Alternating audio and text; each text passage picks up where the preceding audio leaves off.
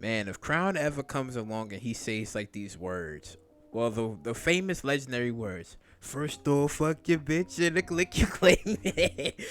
Oh man, yo, episode 1, Raising Kanan season 2, man. Man, it's a lot to talk about. It was good. It was really good.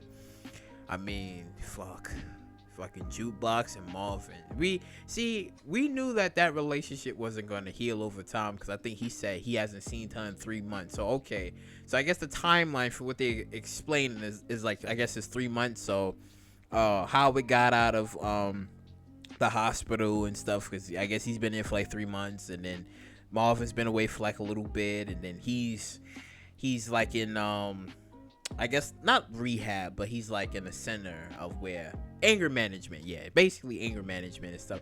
I just love how Marvin just came in, got the donut, was doing his little walk and shit.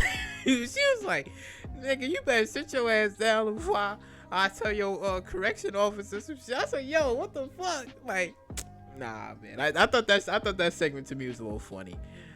But Kanan in, explaining to like Rock and stuff that, he felt like he wasn't really built for this and stuff. Like when, he finally explained, because when Kanan and Jukebox was talking, she was like, yeah, Raquel should never made you do that. And then he explained to her like later, like he's been having like nightmares and stuff. Like he feels that like his way of trying to protect her was wrong, but then she explains to him that, well, technically she's trying to protect him, but if he's not feeling happy or safe about it, then all of what she's doing is for nothing. But as we seen, like Raquel, I don't know, like she's still, because again, she still haven't told him that, basically Detective Howard is his father, which he's gonna find out. He is gonna find out eventually, like, yo, she technically had you shoot your real biological father, because at the ending of it, he was like, yeah, because I'm DEFCON and your son. But again, like I said in my previous video, is that Raquel was trying to mold Kanan into being DEFCON, because she know that he's not DEFCON's son, but the way she was trying to mold him, like, even though, yeah, part of to blame was Kanan too, because he wanted to be in that life, like he wanted to protect his mom, but it wasn't really working and stuff. And those words only truly got to it was like in the end when Symphony reunited with them for the first time after, I guess, 3 months or so, and was like explaining like, yo, I'm not gonna share what he said, but she was scared, he's a good kid, this and that. And it seems like Rock does see like Symphony, he does care about Kanan, he does care about her. So she understands these things, but she has like a whole system. And how was she explain how, she has the projects on lock. She have like men and different types of buildings and stuff, making sure the cops, like the way she's doing it is pretty good, because as she said, like there's nothing on the streets. Like she's making sure that everything's in her control, which we've clearly seen. Now, Lulu, the first season was like, Rock was like all over Lulu. She was like, nah, Lulu's gonna be the man. Lulu's gonna be the man. But now we've seen a switch where it's Marvin that she trusts more, and she's like, okay, you're gonna be doing this, while Lulu, he's just been like messing up and stuff. And then him and Jessica, having like this whole on and off thing and stuff, because Famous, he's smoking weed now, and his albums ain't selling correctly, so he finds this woman. I think her name was what, Cece or Zizel? I forgot her damn name. I think it's Cece. He found her, and he was just like, okay, nah, she's gonna be my new girl. So I'm like, damn, fucking Lulu gonna stick his meat in her too. I'm like, damn, like he already like her music, he already like her vibes and how she's singing. I'm like, damn, but we already seen Jessica screwing Crown, so I'm like, damn. I mean, technically, you could have seen this coming since season 1. You could have, because there was like a subtle hints of that, but you can clearly see what's gonna happen. But Crown is apparently saying like he got like a job for her in California or something. So I'm like, okay, but Famous still wants to make his music and stuff. So I'm like, I wonder how this is gonna play out. But since she's already cheating, I'm like, damn, it ain't even take her that long. I'm like, damn, she's already cheating. So I mean, hey, if she dies, if she goes, I mean, hey, I mean, she cheated. I mean, hey, but you know, that whole situation is gonna be quite interesting and stuff. But the one thing I do like was when Rock was trying to like get the whole family together and stuff, but Marvin is trying to his best attempts to like talk to Jukebox and stuff, and Jukebox is like, I ain't having that shit, man. But then she goes through like her room and she finds like the picture of her mom and stuff, so it seems like she's gonna probably try to get in contact with her mom because she's been going through a lot, because you know her girl is gone, she passed away and shit. She had like the tape and she put it on her on the tombstone and stuff because she's still grieving, as you know, from what they explained. I think it's like 3 months, so she's still grieving after what happened. So you know, she's still going through the motions and stuff, but it's quite crazy how all of this is played out and stuff. And then Unique having this little fight in jail.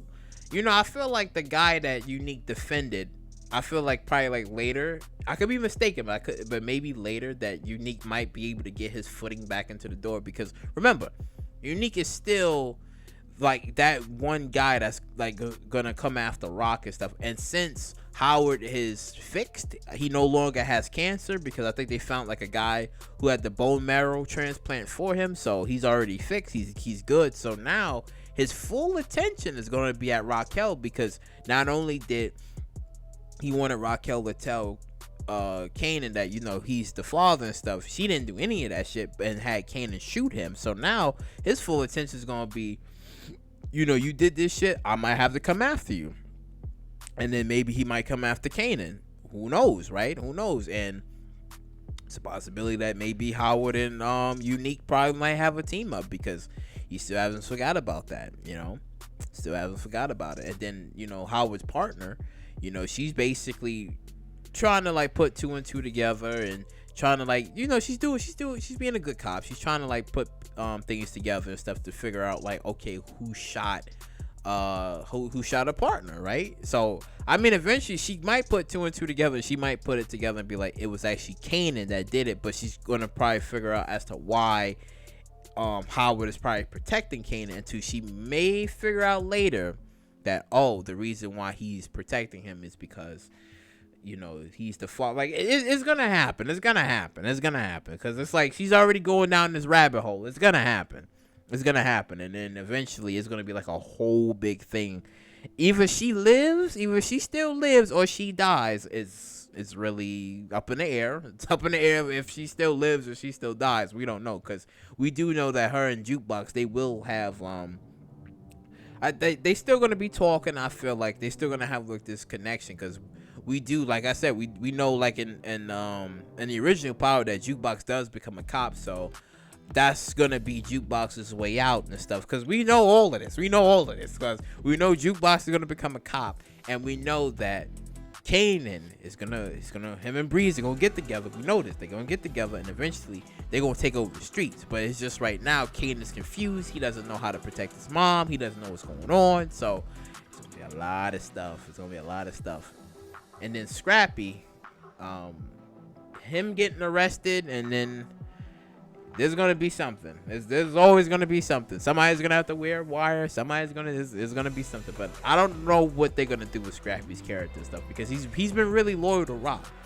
And stuff. So, but eventually Rock's whole vision and her plans is gonna eventually come crashing down and stuff, because as much as she's trying to have everything on lock, and as much as she's trying to protect Kanan, things is not gonna go her way, and we're gonna see a lot of downfalls this season, because we already seeing Lulu and Rock is already having like this rocky relationship, and her and Marvin seem like their relationship is somewhat strong compared to the first season, where she wasn't having them touch anything. She was like, and you a fuck up, and I don't want you around, and this ain't happening. It's Lulu. So it's like we see in the reverse this season, and we're gonna probably see more rift between all of them and stuff. We're gonna see more of that, and potentials of what Lulu is gonna be doing. I just don't know. But post your comments down below. Like, what do you think of episode 1? Like, do you think that shit was crazy? You think they starting to the seeds is starting to be planted a little bit, or you think it's too early to call anything, and we're just gonna have to wait and see? But like, comment, subscribe, and share, and I will catch you all in the next one.